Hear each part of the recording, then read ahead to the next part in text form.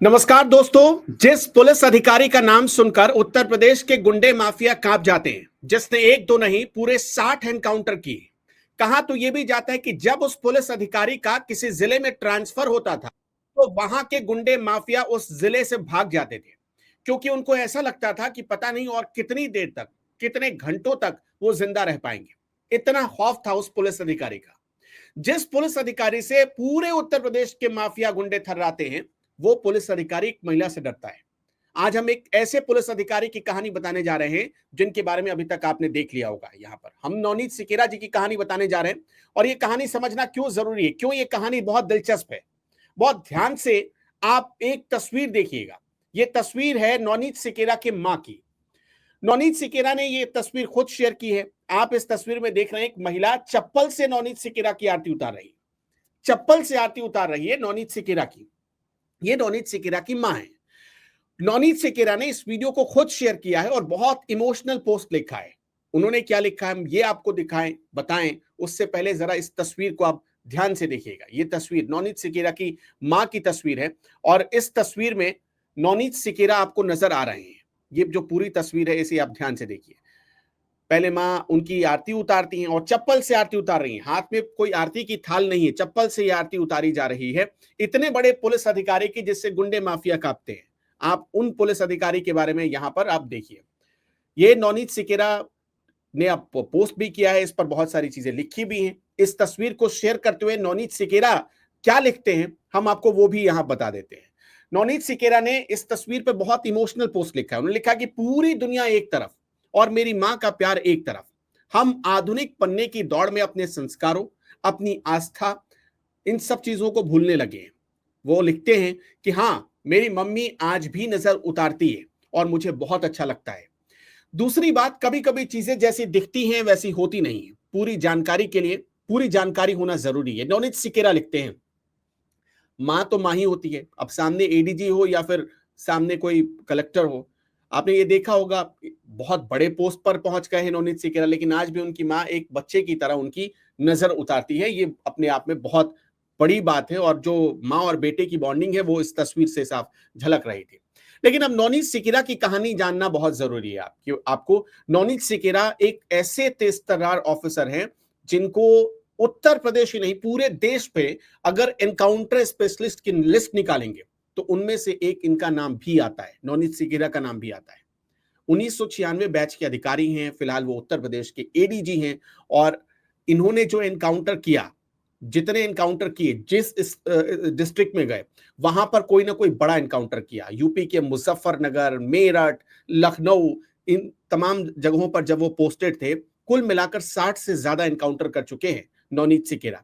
नवनीत सिकेरा के संघर्षों की कहानी जब आप सुनेंगे, हालांकि उन्हें सुपर कॉप कहा जाता है, उन्हें सिंघम का नाम दिया जाता है, सिंघम की संख्या दी जाती है उत्तर प्रदेश में, और योगी आदित्यनाथ के भी बहुत खास अधिकारियों में गिने जाते हैं नवनीत सिकेरा।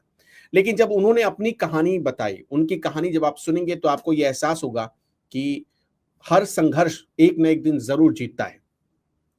कहानी क्या है उनकी, ये भी आपको हम समझा देते हैं, जरा दिखा देते हैं कि नवनीत सिकेरा कैसे, वो बनना चाहते थे इंजीनियर, लेकिन उन्हें आईपीएस बनना पड़ा। ये अपने आप में बड़ा दिलचस्प किस्सा है। नवनीत सिकेरा ये किस्सा खुद बता चुके हैं। हुआ ये था कि उनका करीब 22 अक्टूबर 1971 को उनका जन्म हुआ। जन्म के बाद नवनीत सिकेरा की जो पूरी पढ़ाई लिखाई हुई वो फिरोजाबाद में हुई। फिरोजाबाद में हिंदी मीडियम में उनकी पढ़ाई लिखाई हो रही थी। फिर वहां से जब कॉलेज की पढ़ाई लिखाई उन्हें करनी थी तब वो दिल्ली आ गए। दिल्ली आने के बाद दिल्ली के रामजस कॉलेज में वो पढ़ाई लिखाई करने लगे, और धीरे धीरे हंसराज कॉलेज में वो पढ़ाई लिखाई करने लगे। धीरे धीरे जब वहां से आगे बढ़े, जब प्रोफेशनल कोर्सेज में उन्हें जाना था, तो उन्होंने फैसला किया कि वो इंजीनियर बनेंगे, बीटेक की डिग्री हासिल करेंगे। फिर उन्होंने आईआईटी दिल्ली में दाखिला लिया। अब यहां से उनकी जिंदगी कैसे टर्न लेती है वो देखिएगा। आईआईटी दिल्ली में जब दाखिला मिल गया तो बीटेक की डिग्री भी पूरी हो गई, बहुत अच्छे मार्क्स से पूरी हुई, बहुत तेज तर्रार पढ़ने में थे, तभी आईआईटी दिल्ली में सिलेक्शन भी हुआ था उनका। नवनीत सिकेरा ने जब एमटेक का एडमिशन लेने का सोचा था, उससे पहले उनके साथ गांव में ये जो हादसा हुआ, इससे वो बड़े टूट से गए थे। फिर उन्होंने फैसला किया कि वो आईपीएस की नौकरी ज्वाइन करेंगे। फिर उन्होंने यूपीएससी परीक्षा की तैयारी शुरू की, और आखिरकार वो दिन भी उनकी जिंदगी में आया जब उन्होंने यूपीएससी क्रैक कर लिया, वो टॉपर बन गए। और जैसे ही टॉपर बने उसके बाद उनके इतने मार्क्स थे कि वो आसानी से आईएएस बन सकते थे, लेकिन उन्होंने अपना चॉइस आईपीएस रखा और आखिरकार वो आईपीएस बने। उनकी जो सबसे पहली पोस्टिंग हुई थी वो गोरखपुर में हुई थी और उनकी हर पोस्टिंग हमेशा सुर्खियों में बनी रही है। मेरठ में तो एक बार ऐसा हुआ कि जब उनकी पोस्टिंग हुई तो लोगों ने उनका जोरदार स्वागत किया, लेकिन जब उनका ट्रांसफर हुआ, मतलब मेरठ से दूसरी जगह उन्हें भेजा जा रहा था, तब लोग रोने लगे थे। चौक चौराहों पर पोस्टर चिपका दिए गए, कहा गया कि ऐसा अधिकारी दोबारा नहीं मिलेगा। सरकार पर दबाव बनाने की कोशिश हुई कि नवनीत सिकिरा के ट्रांसफर को रोका जाए। जितने वो सख्त आईपीएस अधिकारी थे, उतना ही जो लोगों के दिल में जगह बनाने वाले अधिकारी बनकर वो सामने आए थे। तो जैसे हमने आपको बताया कि सिर्फ एक घटना ने उनकी पूरी जिंदगी बदल दी थी, लेकिन इसके साथ साथ एक ऐसी और घटना थी जिसने उनको बहुत सुर्खियां दिलाई थी। वो साल 2006-7 की घटना है, रमेश कालिया एनकाउंटर 2005 की घटना है। हुआ ये था, क्या पूरा मामला था पहले आपको ये समझा देते हैं। रमेश कालिया एक ऐसा गैंगस्टर था, एक ऐसा माफिया था जिसको लेकर उत्तर प्रदेश में खौफ का माहौल बन गया था। लखनऊ से लेकर मेरठ तक, यानी लखनऊ से लेकर पश्चिमी उत्तर प्रदेश तक उसका आतंक फैला हुआ था। पुलिस के सामने चुनौती थी कि रमेश कालिया से कैसे निपटा जाए, उसके इस आपराधिक साम्राज्य को जो दिन प्रतिदिन बढ़ रहा था, उसे कैसे रोका जाए। इसी बीच 2002 में बाराबंकी में घटना हुई, रघुनाथ यादव की हत्या कर दी गई, उनके 2 साथी और मार दिए गए, रमेश कालिया की तरफ से ये मारे गए। कहा गया कि सपा नेता, चूंकि रघुनाथ यादव सपा नेता थे, समाजवादी पार्टी के नेता थे, रघुनाथ यादव की हत्या के पीछे किसी और का हाथ नहीं बल्कि रमेश कालिया का हाथ है। पुलिस के सामने और चुनौती बढ़ गई। फिर 2004 में एक और मामला हुआ, उन्नाव में सपा एमएलसी और बाहुबली अजित सिंह की हत्या कर दी गई, उसमें भी रमेश कालिया का नाम सामने आया था। तो अब पुलिस के सामने ये एक बड़ी चुनौती आ गई थी कि रमेश कालिया को कैसे पकड़ा जाए, क्योंकि जो भी प्लान पुलिस बनाती थी, रमेश कालिया के पास पहले वो प्लान पहुंच जाता था। फिर इसके बाद हुआ ये कि शूट आउट के लिए एनकाउंटर स्पेशलिस्ट रखा जाएगा, कुछ एसटीएफ की तरह एक टीम बनाई गई। और इसके बाद भी कई बड़े बड़े अधिकारी उत्तर प्रदेश सरकार ने, तत्कालीन सरकार ने लगा दिए थे 2004 में, 2002 से 4 के बीच, लेकिन तब भी रमेश कालिया हाथ नहीं आया। और इसके बाद एक अचानक एक शिकायत दर्ज हुई। पुलिस को इम्तियाज नाम के एक बिल्डर से क्लू मिला था। इम्तियाज ने दरअसल रमेश कालिया के खिलाफ एक शिकायत दर्ज कराई थी कि उसने 5 लाख रुपए रंगदारी के तौर पर मांगा है, और तब के एसएसपी थे नवनीत सिकेरा। तो इम्तियाज के इस शिकायत के बाद नवनीत सिकेरा ने प्लान बनाया था कि जल्द से जल्द रमेश कालिया को पकड़ना जरूरी है, और इम्तियाज के सहारे ही कालिया तक पहुंचा जा सकता था। एसएसपी यानी नवनीत सिकेरा के कहने पर इम्तियाज ने कालिया को फोन मिलाया और फोन करके कहा कि वो पैसे देने के लिए तैयार हो गया है। इसके बाद कालिया ने मिलने का वक्त तय किया, खुद रमेश कालिया ने मिलने का वक्त तय किया था, तारीख जगह सब कुछ डिसाइड कर दिया गया। पुलिस ने पूरी तैयारी कर ली कि रमेश कालिया को गिरफ्तार कर लेना है। 12 फरवरी 2005 की वो तारीख भी आ गई, इम्तियाज और कालिया दोनों मिल रहे थे। और इसी बीच वहां से एक बारात गुजर रही थी। उस बारात में पुलिस वाले ही थे, लेकिन वो दिखने में बारात थी, लेकिन उस बाराती बने थे वो पुलिस वाले ही थे, और उसी में मौजूद थे एसएसपी नवनीत सिकेरा, जो कि बारातियों के वेश में थे। इम्तियाज डरते डरते तो कालिया के पास पहुंच गया था, लेकिन अब मुसीबत ये थी कि कालिया को उसने सिर्फ 40,000 रुपए दिए थे। 5 लाख रुपए देने थे, उसमें से सिर्फ 40,000 रुपए दिए थे, जिससे उसके हाथ पांव कांप रहे थे। कालिया के सामने उसने हाथ जोड़ लिया कि मेरे पास इतने ही पैसे हैं, अभी बाकी रकम की व्यवस्था नहीं हो पाई है, थोड़ा और वक्त चाहिए। कालिया ने वापस गुस्सा होकर, रमेश कालिया ने इम्तियाज के ऊपर वो पैसे फेंक दिए, इम्तियाज के सामने फेंक दी, गालियां देनी शुरू कर दी। और इसी बीच जो बाराती बनकर वहां से पुलिस वाले गुजर रहे थे, उन्होंने फौरन अपना अपना मोर्चा संभाला और रमेश कालिया को दोनों तरफ से घेर लिया गया, चारों तरफ से घेर लिया गया और दो तरफ से गोलीबारी शुरू कर दी गई। 20 मिनट तक एनकाउंटर चला, ये पूरा 20 मिनट तक एनकाउंटर चला।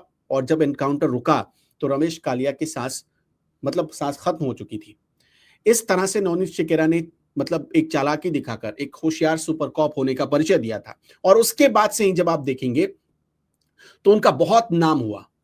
इस तरह से नवनीत सिकेरा ने बहुत नाम कमाया। हालांकि एक ये भी दौर आया जब नवनीत सिकेरा के पास उनकी फैमिली इतनी पुअर थी, वो एटा जिले में उनका जन्म हुआ था, एक गांव में उनका जन्म हुआ था, लेकिन इतनी फैमिली पुअर थी कि फैमिली के पास नवनीत सिकेरा का एक सपना होता था बचपन में कि वो कार पर चढ़े, कार से चले। जब बोर्ड के एग्जाम हो रहे थे, उन्होंने खुद एक कहानी कभी बताई है कहीं पर, नवनीत सिकेरा ने खुद ही ये बताई है कि इनकी ख्वाहिश थी कि वो कार पर चले। जब बोर्ड एग्जाम हो रहे थे तब नवनीत सिकेरा की दोस्ती एक बहुत अमीर परिवार के स्टूडेंट के साथ, बच्चे के साथ थी। मतलब दोनों एक ही कक्षा में पढ़ते थे। बोर्ड एग्जाम हो रहे थे तो नवनीत सिकेरा को अपने घर से करीब 15 किलोमीटर दूर उनका एग्जाम सेंटर पड़ा था, वहां जाना था। तो पिता ने यह डिसाइड किया कि नवनीत सिकेरा अकेले नहीं जाएंगे, वो उनके साथ जाएंगे या किसी के जरिए वो छुड़वाएंगे एग्जाम सेंटर पर। तो उनके पिताजी की एक साइकिल हुआ करती थी, उस साइकिल पर बैठकर नवनीत सिकेरा को वो एग्जाम सेंटर तक ले जाते थे। फिर एक दिन अचानक हुआ कि उनके पिताजी ने कहा कि आज एग्जाम खत्म होने के बाद वो लेने नहीं आ पाएंगे, नवनीत सिकेरा खुद ही कोई व्यवस्था करके वो घर पहुंच जाए। तो एग्जाम खत्म हुआ, नवनीत सिकेरा इंतजार करते रहे, पिता जब नहीं आए तब वो धीरे धीरे चलने लगे। इसी बीच उनका वो अमीर दोस्त जो कार से एग्जाम देने आता था, वो एम्बेसडर कार थी उसके पास, वो कार से एग्जाम देने आता था, नवनीत सिकेरा की उस पर नजर पड़ गई और दोस्त की नवनीत सिकेरा पर नजर पड़ गई। अब इसी बीच नवनीत सिकेरा बचकर निकलना चाहते थे क्योंकि थोड़ी उनके अंदर ग्लानी फील हो रहा था, उनको ग्लानी इस बात का मतलब एहसास हो रहा था कि दोस्त कहीं बुला ना ले, एम्बेसडर कार में ना बिठा ले या साथ चलने को ना कह दे। तो इसको लेकर नवनीत सिकेरा बचकर जाने की कोशिश करने लगे, लेकिन दोस्त ने उन्हें बुलाया, एम्बेसडर कार में बिठाया। हालांकि जब कार में बैठकर वो आगे निकले तो उनके पिता वापस उन्हें लेने आ रहे थे। ये देखा भी उन्होंने, नवनीत सिकेरा ने कार में बैठे बैठे देखा, बाद में घर में जाकर ये पूरी बात भी बताई उन्होंने। एक और वाकया उन्होंने शेयर किया था, जब वो आईआईटी की परीक्षा देने गए थे तब वहां बड़े घरों के बच्चे पहुंचे थे, सबके पास इतने मॉडर्न किताबें थी इतनी कि वहां पर जब नवनीत सिकेरा ने उनके हाथों में देखा वो इतनी महंगी महंगी किताबें, बड़े बड़े राइटर्स की किताबें, तब मतलब उनका जो मनोबल था वो टूट सा गया था। उनको लगा कि ये बच्चे पूरी तैयारी करके आए हैं, ये एग्जाम क्रैक कर लेंगे आईआईटी का। लेकिन इसी बीच उनके पिता ने उन्हें बुलाया, एक कोने में ले गए और जहां पर एग्जाम सेंटर था आईआईटी का, उस पूरी इमारत को उन्होंने दिखाई। वो इमारत दिखाने के बाद उन्होंने कहा कि झाड़ फानूस इमारत पर जो आप देख रहे हैं ये ऐसे ही नहीं आया, ये इमारत बहुत पुरानी है, इसकी नींव बहुत मजबूत है और इसको आप ध्यान में रखते हुए अपनी परीक्षा दें। मतलब वो ये कहना चाहते थे कि इसकी नींव भले पुरानी हो गई लेकिन इस नींव ने इमारत को कमजोर नहीं पड़ने दिया। यहाँ पे झाड़ फानूस भले उगाए हों लेकिन इमारत आज भी उतनी ही बुलंद है। ये बात उनके दिमाग में बैठ गई। नवनीत सिकेरा ने इसके बाद जबरदस्त तरीके से अपना पूरा एग्जाम दिया और जिस एग्जाम सेंटर पर वो एग्जाम दे रहे थे आईआईटी का, वहां से सिर्फ 2 बच्चे सेलेक्ट हुए जिसमें एक नवनीत सिकेरा थे। ये उनकी कहानी है। इस तरह से जिस जिस जिले में गए, हमने आपको शुरू में बताया कि उनके एनकाउंटर का खौफ इतना होता था कि जो अपराधी होते थे वो खुद ही भाग जाते थे, वो खुद ही उस जिले को छोड़ देते थे। और एक दौर तो वो भी आया कि जब हमने वो भी देखा उत्तर प्रदेश में, जब योगी आदित्यनाथ की सरकार आई तो एक नारा दिया गया कि गुंडे माफिया या तो अपराध छोड़ दे या फिर उत्तर प्रदेश छोड़ दे। उसमें भी नवनीत सिकेरा की बहुत बड़ी भूमिका है। कहा जाता है वुमेन हेल्पलाइन की जब शुरुआत हुई थी उत्तर प्रदेश में, उसमें भी नवनीत सिकेरा की एक बड़ी भूमिका थी। तो ऐसे सुपर कॉप हमेशा से जरूरत है देश को, ऐसे सुपर कॉप की। और नवनीत सिकेरा ने अपने आप को कई मौकों पर साबित किया है कि वो एक बेहतरीन पुलिस अधिकारी हैं, एक ईमानदार पुलिस अधिकारी भी। उनके बारे में कहा जाता है कि वो एक ईमानदार पुलिस अधिकारी भी है। पुलिस अधिकारी तो बहुत सारे हैं लेकिन कई बार कई लोगों पर अलग अलग तरह से सवाल भी उठते रहे हैं, लेकिन नवनीत सिकेरा पर कभी कोई दाग नहीं आया, कोई आंच नहीं आई। और इसी वजह से आज वो भले एडीजी हैं उत्तर प्रदेश के, लेकिन देखिए कैसे सादगी के साथ जीवन व्यतीत करते हैं और अपनी माँ, अपनी जड़ों को कभी भूलते नहीं है। नवनीत सिकेरा की ये कहानी आपको कैसी लगी हमें कमेंट में जरूर बताइएगा।